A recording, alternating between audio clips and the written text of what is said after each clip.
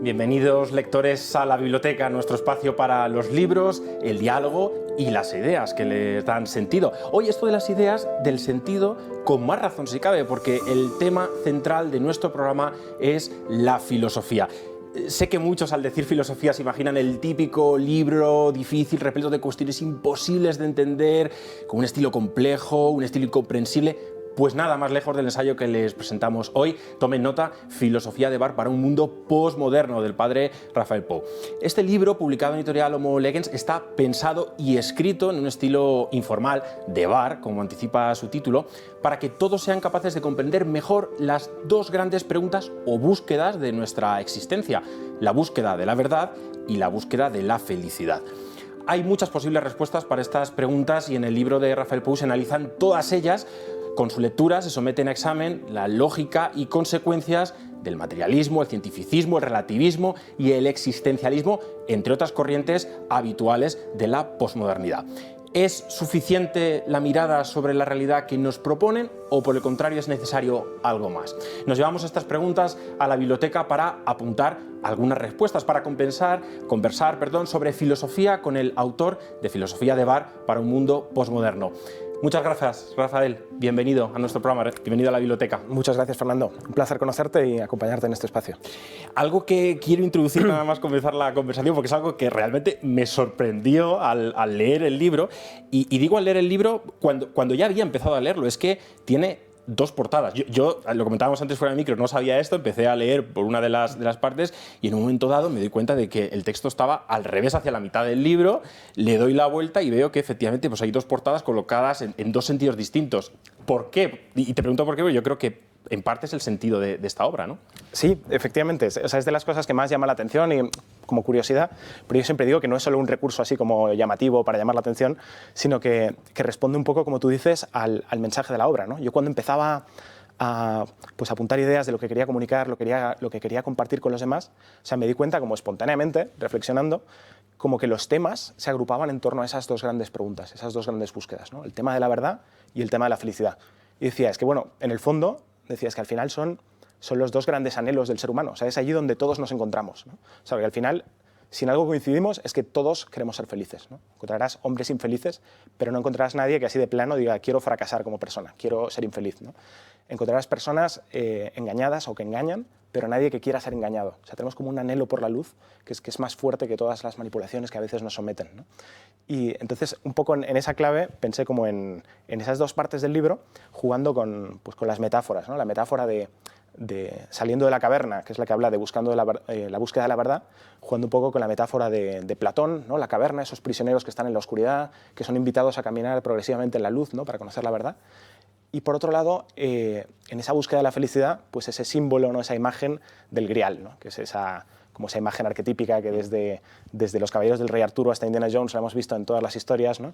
Y que simboliza un poco, bueno, ese algo inalcanzable, ¿no? Que todos salen en su búsqueda, pero solo uno o unos pocos llegan a alcanzarlo y que sin embargo percibimos que es el negocio, la empresa más importante de nuestra vida, ¿no? Ser feliz, alcanzar esa plenitud que a veces se nos escapa como el agua entre las manos. Están estas dos imágenes que nos adelantabas, por un lado la caverna, por otro lado el Grial, pero es que entre medias de ambas hay otra imagen importante. Yo no creo que esté haciendo spoiler con esto, spoiler de formato, por llamarlo de alguna manera, porque realmente la propia curiosidad del lector le lleva a hacer esto. Yo, como te contaba antes, cuando vi que tenía dos portadas, lo primero que hice fue empezar a pasar páginas, digo, a ver, ¿dónde cambia de parte? Y en ese cambio de una parte a otra me encuentro con otra imagen, que no sé si nos puedes también contar el sentido, ¿no? Podemos hacer el spoiler tranquilamente. Sí. Pues un poco vamos haciendo, en el libro va haciendo ese recorrido por los dos caminos, decir, bueno, ¿qué opciones tenemos para nuestra búsqueda de la felicidad, ¿no? Que ir examinando todas esas opciones, como decías.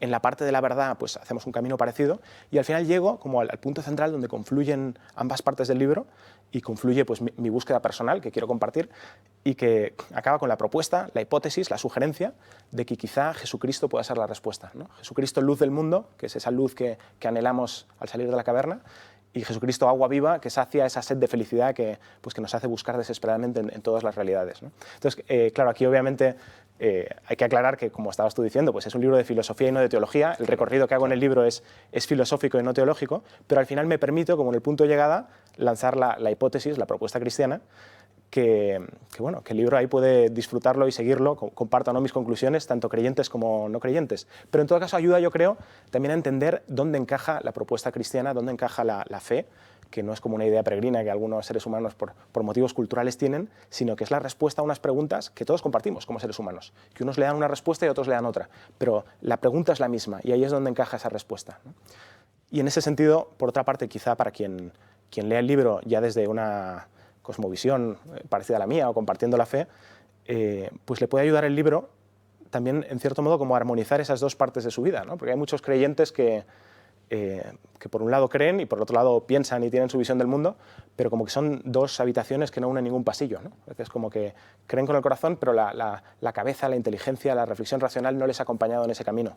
Y en ese sentido este libro puede ayudar como a integrar ambas cosas, ¿no? Y tener una visión más coherente. Al final está también en línea de unir fe y razón, en cierta manera. Yo mis preguntas iniciales me centraba más en el formato, porque es verdad que es lo sorprendente en un primer momento, ¿no? Pero bueno, al final el libro y la propuesta del libro al final tiene que ver con el contenido, con esa propuesta que tú estabas haciendo ahora también en resumidas cuentas filosófica. Hay dos partes, decíamos, saliendo de la caverna, la búsqueda del grial. Yo creo que lógicamente la primera parte en orden sería saliendo de la caverna, y por esta te quiero preguntar ahora, ya metiéndonos un poco más en materia del contenido del libro. Saliendo de la caverna, ¿por qué? Ahí tienes una clave principal introductoria en el libro para empezar a comprender tu propuesta, lo que nos dices aquí, y es que entre nosotros, entre el ser humano, la persona y la realidad, hay algo que está mediando. Hay algo, no sé si llamarlo, unas gafas con las que miramos la realidad, que nos hacen verla de una determinada manera. Y ahí tú haces un enlace, de hecho, yo creo que por todos conocidos de cultura popular, con Matrix y con el hecho de tomarnos la pastilla azul o la pastilla roja para, en cierta manera, quitar o apartar el velo que cubre la realidad o el velo que nos hace mediar entre la realidad y nosotros para verla de otra manera distinta. Yo te pregunto por ese velo o esas gafas que ahora están mediando entre nosotros y la realidad. ¿Cuál es esas gafas mayoritarias con las que ahora vemos la realidad? Bueno, la metáfora con la que yo juego un poco, como tú dices, con esa imagen de la película de Matrix, pero que en el fondo no es sino otra versión de la caverna de Platón, es un poco la de examinar esa cultura, que en este caso yo describo un poco como la caverna posmoderna, ¿no?, o el mundo posmoderno del que hablamos, que trato de describir un poco como en 10 afirmaciones, ¿no?, en 10 tweets, ¿no?, en 10 artículos del credo, pues en qué consiste esa cultura, ¿no? Y aquí llama un poco la atención sobre el hecho de que siglo XXI nos creemos librepensadores, hemos dejado atrás los dogmas, ¿no? Nadie nos impone nada, y sin embargo, a poco que rascas te das cuenta que en el fondo hemos sustituido un credo y unos mandamientos por otros, ¿no? Que el peatón occidental actual pues quizá no cree en Dios Padre, Hijo y Espíritu Santo, la Virgen María y los santos, pero sí tiene un credo, ¿no?, y sí tiene una serie de mandamientos a los que se adhiere con igual fervor emocional que con las que el campesino medieval creía en el purgatorio y en la intercesión de los santos, ¿no? Y trata un poco de analizar y rascar como para que plantearlo, decir, oye, esto es verdad, esto te está haciendo entrar en la realidad, esto está haciendo enriquecer tu vida, o por el contrario, quizá te está frenando y te está impidiendo acceder a ámbitos de la realidad en los que encontrarías luz, ¿no? Y un poco allí empiezo, pues, por ejemplo, algunos de esos artículos del credo, de esos mandamientos, serían pues, empezar por el tema de creo que solo existe la materia y la ciencia es su profeta. Esa idea de que solo la ciencia nos da conocimiento, solo la ciencia nos da acceso a la realidad, de que todo conocimiento que no sea científico es por definición poesía o un cuento para viejas, y que por lo tanto solo existe lo que pasa por el filtro del método hipotético deductivo, ¿no? Y claro, ¿qué ocurre? Que cuando te miras al espejo, desde esa perspectiva, cuando te miras, bueno, entonces, ¿quién soy yo? Pues te quedas lo que te encuentras en el segundo mandamiento, que es que creo que el hombre es solo un mono con corbata, ¿no?, un primate con un iPhone. O sea, que en el fondo yo soy solo una pelota de células, ¿no? Soy polvo de estrellas. Vengo de esa explosión aleatoria del Big Bang y del azar y voy hacia la muerte y hacia la nada, ¿no? ¿Y qué me queda pues, en ese camino? Pues que creo que la libertad lo es todo, ¿no? Bueno, creo que la verdad y el bien son relativos, es decir, que en este viaje no tenemos ningún conocimiento que sea verdaderamente valioso, fuera del conocimiento científico del que más o menos nos fiamos, y que todo lo demás es relativo, ¿no? O sea, que todo lo que sea filosofía, humanidades, ética, estética, ideologías, política, todo eso es un poco como tus posiciones pueden ser como el topping, ¿no?, que le echas a tu helado, ¿no?, un poco de aderezo emocional, pero que nadie aspira a que sea racional. O sea, realmente la sustancia del helado que te comes es lo que te explica la ciencia, ¿no? Por otra parte, se exalta mucho la libertad, ¿no? Se dice, creo que la libertad lo es todo.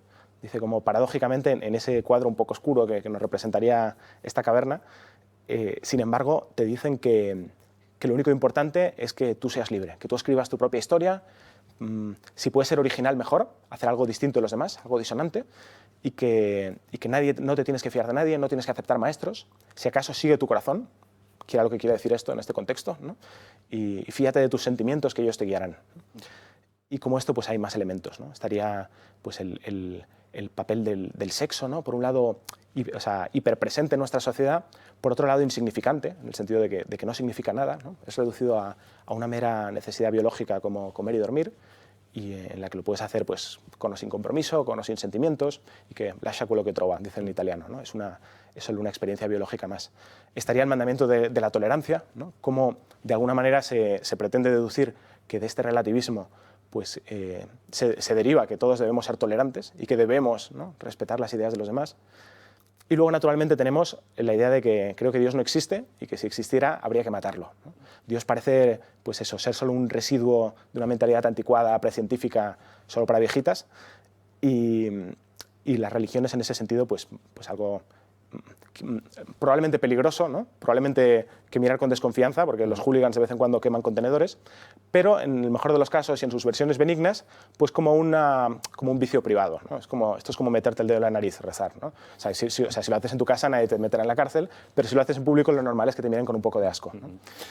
No, es que ahora que has dicho lo de hablando en público, estos 10 mandamientos del cavernícola postmoderno, si no recuerdo mal que era el título, ¿no? De estos 10 mandamientos, recuerdo que lo compartí en redes y muchos se rebotaron. Yo aclaraba, ¿no? El cavernícola no es un insulto, sino precisamente la metáfora de la caverna, pero aún así algunos sí que me respondió como un cavernícola, ¿eh? Hubo mucho rebote con el tema. Sí, lo entiendo y en cierto modo yo pretendo hacer como este diagnóstico con humor y que obviamente de alguna manera tienes que criticar. También es verdad que aunque presentado así puede suscitar, puede picarle a alguno, yo también algo que procuro en el libro es, sin dejar de decir lo que yo pienso que es la verdad y lo que puede iluminar a otros, hacerlo como desde un estilo simpático, coloquial, con cariño, ¿no? De tono de que no voy a destrozarte, sino pues eres mi amigo y me tomo una cerveza contigo, claro. Y si no estoy de acuerdo te pego una colleja y te digo por qué y tú me dirás lo mismo y tú me dirás lo que pienses tú, ¿no? Y al final no deja de ser una filosofía de bar, para hablar como si estuviéramos en el bar, ¿no? Tanto nos gustan a nosotros los españoles. Bueno, no me quiero alejar de la metáfora de la caverna porque hay una cuestión, voy a hacer de abogado del diablo, pero yo creo que muchos lectores se acercan a este libro también pueden pensarlo ahora que está tan en boga, tan mediática la cuestión del woke, ¿no? De la filosofía woke, de la filosofía de la sospecha. Claro, yo por un momento cuando utilizabas la metáfora de Matrix, del despertar de esta cultura que media entre nosotros y la realidad, pensé, alguno va a haber un paralelismo con el mismo mensaje que nos lanza la cultura woke, que es el despertar de esta realidad que te engaña. Y digo, tengo que preguntarle a Rafael, hombre, creo que no lo utilizas en el mismo sentido. Claro, sí, muy interesante pregunta. Y de hecho, o sea, me consta, lo hablamos hace un momento, que has escrito un libro sobre este tema y me encantará también pues, que me cuentes más sobre ello, ¿no? Me parece muy interesante porque efectivamente podrías decir, ok, o sea, si miras la historia de Europa en los últimos, no sé, 400 años, parecería que la filosofía se ha dedicado a hacer acoso y derribo de todo lo que creíamos, ¿no? Que no ha dejado títere con cabeza, que ya no nos queda ninguna verdad, todos los relatos son mentira, no sabemos a qué palo agarrarnos, ¿no? Y es esa atmósfera de lo que a veces se llama la posmodernidad, en ese sentido, como la caída de los relatos, ¿no? Y que pues esa atmósfera en la que Dios no existe, ¿no? El Estado nos roba y papá nos abandonó, ¿no? Y quizá en este sentido los occidentales nos sentimos pues, como esos huérfanos decepcionados, ¿no? Como esos decepcionados por una cultura que sentimos que nos ha engañado, que ha frustrado nuestras expectativas, que estamos como esos indignados occidentales, como esos hijos malditos de la historia, que decía el protagonista del Club de la Lucha, ¿no? Desarraigados y sin objetivos, y que llegan incluso a una actitud de decepción que se convierte en violencia, que se convierte en de querer matar al padre, ¿no? Un parricidio cultural de tirarlo todo a la basura, ¿no? De renegar de tus raíces, un poco como si quieres, por usar la metáfora cinematográfica, Blade Runner, ¿no? El replicante, ¿no? El androide que busca a su padre, a su creador, y él solo le puede ofrecer la muerte, ¿no? Dice, no, o sea, tu vida está contada, tus días se acaban, y de ahí surge una rabia que le lleva incluso a matarlo. Y quizá parte del desencanto posmoderno, y quizá en parte, no lo sé, porque no soy un experto en el tema, pero en el movimiento woke, viene como de esa decepción, ¿no? Ahora bien, yo creo que la crítica que yo pretendo es, si quieres, un poco como doblar la apuesta. O sea, como un poco decir, estamos en la oportunidad de decir, no habéis llegado al fondo en vuestra crítica. no habéis llegado a sospechar de vuestra sospecha, no habéis llegado a relativizar vuestro relativismo, no habéis llegado a haceros agnósticos de vuestro agnosticismo, no habéis llegado a rebelaros contra vuestra propia rebeldía adolescente, ¿no? Entonces es una crítica que lo que pretende más bien es decir que es una buena noticia, que es la oportunidad de que quizás hemos tirado la toalla del sentido demasiado pronto. La oportunidad de decir, quizá hemos tirado el niño con el agua sucia y hay tesoros que rescatar de nuestra tradición occidental, en una crítica a la crítica y en un cuestionarnos nuestro propio cuestionamiento. Es un poco como, quizá a la filosofía le toca hoy, como decía Chesterton, redescubrir Inglaterra. Decía en uno de sus libros, ¿no? Usaba esta imagen como del navegante que se va a dar la vuelta al mundo, ¿no? Y tiene mil aventuras y peripecias por los mares y al final llega a una isla que le encanta, quiere hacer de ella su hogar, planta su bandera, toma posesión y se da cuenta que es Inglaterra, que es de donde había salido. Entonces, como en cierto modo vivimos una época de desengaño y desencanto del sentido, pero es también una oportunidad para despertar esa nostalgia de Ítaca, ese deseo de volver a casa, de hacer puerto, y mostrar que quizá sí hay una oportunidad para reconectar con mucho de valioso que hay en esa tradición y que precisamente esa crítica agresiva, destructiva, nos está cegando, ¿no? Entonces, toda filosofía es crítica, pero no toda filosofía es destructora. Me alegra especialmente haberte preguntado esto, Rafael, porque creo que es importante la diferencia. Enseguida continuamos con la biblioteca convertido hoy en bar filosófico. Nos vamos un minuto con Blanca que nos cuente acerca del Club del Libro. Si le gusta la buena lectura, está de suerte. Biblioteca Homo Legens le invita a conocer el Club del Libro, un espacio único donde cada mes podrá escoger 2 títulos de nuestro amplio catálogo. Le esperan más de 110 títulos de autores de primera línea como Juan Manuel de Prada, Roger Scruton o José Ramón Ayllón, entre otros. Además, podrá realizar el pago cómodamente mes a mes o realizar un único pago anual. Descubra todas las ventajas de ser miembro del Club del Libro de Biblioteca Homo Legens en nuestra página web homolegens.com o llámenos al 91-005-9942. Le esperamos. Muchísimas gracias, Blanca, por toda la información acerca del Club del Libro. Ahí se pueden encontrar también, iba a decir los libros, porque como son 2 portadas, filosofía de bar para un mundo posmoderno. Continuamos la conversación sobre esta propuesta. La ciencia, o voy a limar y especificar un poco más, el imperio de la ciencia experimental, que desbanca a otras que también son ciencias, como la filosofía, en general las ciencias sociales. Digo, también son ciencias, pero ahora parece que han sido apartadas y relegadas por la ciencia experimental. ¿Qué pasa? Efectivamente, como dices, es importante matizar en el sentido de que yo esto siempre lo explico y siempre me malinterpretan, ¿no? Pero que es que cuando criticamos el cientificismo no estamos criticando como tal la ciencia o las ciencias naturales o las ciencias experimentales, como dices, que estamos de acuerdo que son maravillosas, que nos han desvelado gran cantidad de secretos del universo y sin los cuales no podríamos estar teniendo esta conversación ahora mismo. Pero lo que estamos criticando más bien es una postura que realmente es una postura filosófica, que es el cientificismo, que es lo que decíamos antes, es decir, solo la ciencia me da la verdad, no hay más verdad que la verdad científica. Solo la ciencia me da acceso a la realidad y todo lo demás es poesía y sentimiento y cuentos prerracionales, ¿no? Claro, con esto lo primero que hay que destacar, que es problemático, es que es autocontradictorio, ¿no? O sea, no sé, Fernando, tú eres de Madrid. O sea, si Fernando me dice, todos los madrileños mienten, ¿no? Claro, y yo me quedo con que Fernando es de Madrid, por lo tanto, si todos los madrileños mienten, me está mintiendo. Entonces está diciendo, pero entonces ya no es verdad. O sea, quiero decir, es una afirmación que en sí misma es contradictoria, que tiene que ser mentira, ¿no? Pues algo parecido pasa con el decir no hay más verdad que la verdad científica. Porque cuando dices no hay más verdad que la verdad científica o dices solo la ciencia nos da conocimiento, estás utilizando una afirmación que no es una afirmación científica. O sea, que no es una afirmación que puedas verificar experimentalmente, que no la puedes expresar en lenguaje matemático, que no pasa como por el filtro del método hipotético deductivo, ¿no? No entra dentro de lo que puedes demostrar matemáticamente, ni pesar en una balanza, ni poner al microscopio. Entonces, claro, estás afirmando algo que ya de por sí se contradice. Si es verdad lo que dices, no es verdad lo que dices, ¿no? Eso por un lado. Pero, y que si somos coherentes, lo que nos lleva a concluir es que, pues que realmente la verdad científica, siendo preciosa y siendo, como decía Ortega, pues una verdad muy precisa, ¿no? y exacta, pero penúltima e incompleta, pues digamos que las verdades científicas flotan sobre un océano de verdades más amplio, ¿no? Y que hay muchas verdades científicas que se apoyan sobre otras verdades que no son científicas, ¿no? Si yo te pido que me definas la ciencia, me darás una definición que será inteligente, estúpida, acertada, equivocada, pero no será científica en sí mismo, será una decisión racional, obra de tu razón. No hay ninguna ecuación matemática que me explique qué son las matemáticas o para qué sirven las matemáticas. Es un ámbito de verdades racionales, necesarias al hombre, pero que no son verdades científicas. Uniendo esta cuestión de la ciencia o el cientificismo con otra cuestión que tú apuntabas al principio de nuestra conversación que tiene que ver con la libertad, precisamente porque ahora la libertad ocupa un lugar central en el debate. Quizás a lo mejor en lugar de libertad cabría hablar de libertinaje según la definición que le demos a la libertad actualmente, pero uniendo ambas cuestiones. Por un lado tenemos a una sociedad que quiere ser cuanto más libre mejor, de nuevo, entendiendo la libertad como algo quizás más abierto a libertad de opciones que otra cosa. Y por otra parte tenemos al cientificismo diciéndonos que toda nuestra vida está totalmente determinada. ¿Cómo se pueden concebir ambas posturas sin llegar a una contradicción verdaderamente, no sé, loca? De hecho, es simpático y lo voy como anunciando y analizando a lo largo del libro, que nuestra cultura realmente es una mezcla, es como un híbrido como de dos corrientes filosóficas o dos corrientes de pensamiento distintas, que una sería la matriz más cientificista, materialista, y luego otra matriz que yo llamo, por llamar de alguna manera, existencial relativismo o existencialista relativista. Y de vez en cuando esas mezclas tienen cosas verdaderamente curiosas, que dices, en realidad son incompatibles, pero la gente... Pues, o sea, digamos que la tentación es cuando no reflexionamos combinarlas alegremente sin no darnos cuenta de que una cosa no va con la otra, ¿no?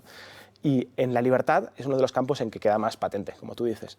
De hecho, me resultó gracioso, ya a posteriori, después del libro, leyendo a Yuval Noah Harari, ¿no? El de Sapiens y Homo Deus y tal, pues como él, pues, hablando desde posiciones muy distintas, quizá de las que me muevo yo, pero detecta con mucha ironía, ¿no? Y mucha precisión esta misma paradoja, ¿no? Es decir, por un lado, tenemos toda nuestra cultura occidental, todo el mito occidental está basado sobre el individuo libre que se autodetermina, que escribe su destino, y por otro lado, las revoluciones científicas y la mentalidad cientificista nos empujarían a pensar cada vez más que no somos libres, ¿no? Por un lado, tienes esa tendencia de la cultura en la que todos somos hijos del grito de William Wallace, ¿no? Freedom, ¿no? En la que somos nietos de la Revolución Francesa y la libertad guiando a su pueblo, en el que hemos tendido a explicar la historia de Europa y de Occidente de los últimos 5 siglos como una especie de carrera hacia la libertad, ¿no? Que nos hemos quitado todos los pesos y los lastres de las tradiciones filosóficas, de la malvada Iglesia Católica, por supuesto, pero también de los monarcas absolutos, de los patrones, de los países del primer mundo que explotan del heteropatriarcado, ¿no? Y así sucesivamente, en pos supuestamente de una cada vez mayor libertad. Y por otro lado, tienes la paradoja de que si tú solo te fías del conocimiento científico como mapa para interpretar el mundo, pues parecería que las revoluciones en el campo de la biología, de la genética, de las neurociencias, de la inteligencia artificial, los algoritmos que te conocen mejor de lo que te conoces tú a ti mismo, ¿no? Como explica Harari, parecería que llevarían a socavar esa idea. Es decir, no existe la libertad, todo está o físicamente determinado y en última instancia todo se explica por las leyes de la física, o si acaso, quizá el tema de la mecánica cuántica introduce algo de indeterminación y azar, pero en ningún caso la libertad. No hay ningún trozo del pastel que nos deje para la libertad. Y entonces, claro, siendo coherentes, parecería que tenemos un sistema con pies de barro, ¿no? En el que tu sistema penal está basado en la idea de la libertad, de que no es lo mismo lo que hace un tío conscientemente de lo que hace un tío inconsciente o borracho o engañado o manipulado, y realmente la libertad no existe, en que defendemos la democracia y condenamos la dictadura, pero al final es una cuestión de palabras, si no hay un hombre libre que pueda autodeterminar y elegir su destino por debajo de eso. Entonces, bueno, aquí Harari es más de la idea de inclinarse a pensar que el sistema caerá, por lo mismo. Yo soy de la idea de decir que redescubriremos los verdaderos fundamentos, redescubriremos que nuestra valoración de la libertad y nuestra experiencia espontánea de la libertad nos llevará a darnos cuenta de que ese mapa cientificista no lo explica todo y que necesitamos pues, un plus ultra, ¿no? Un universo más amplio, un mapa más grande desde el que explicar nuestra realidad.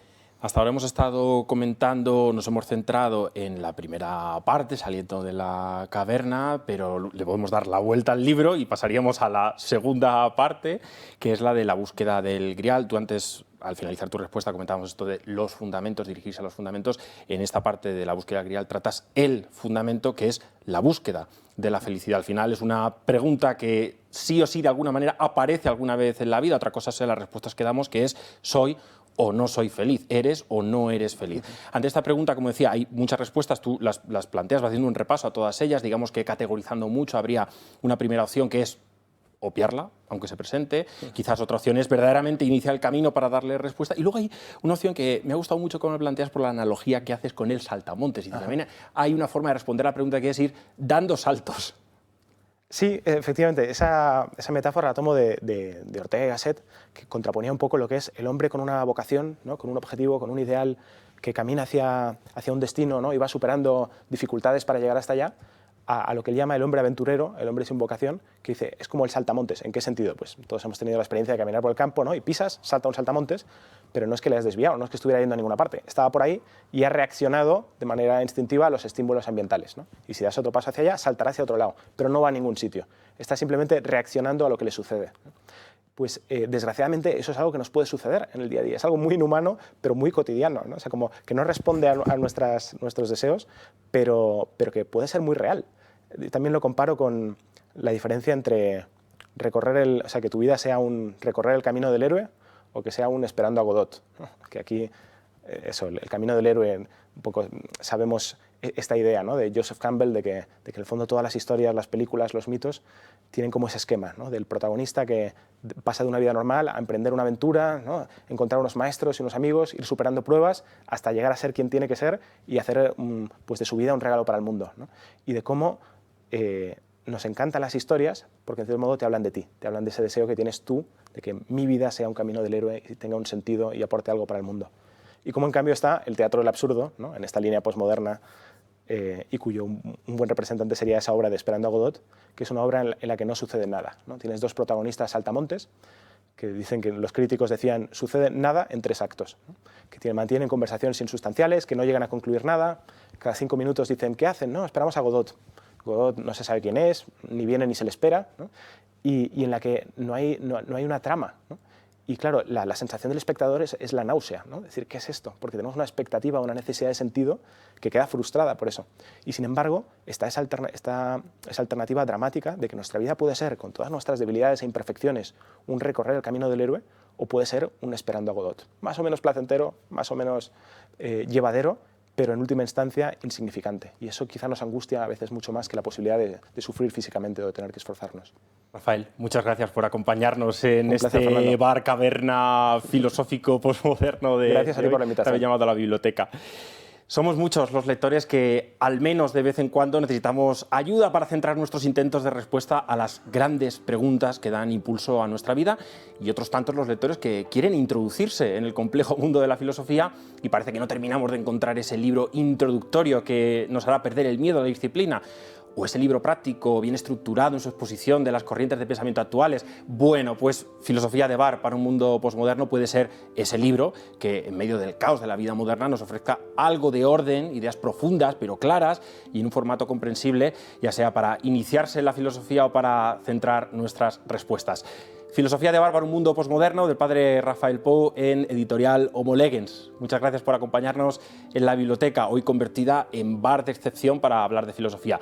Les esperamos en próximos programas. Hasta entonces, felices lecturas.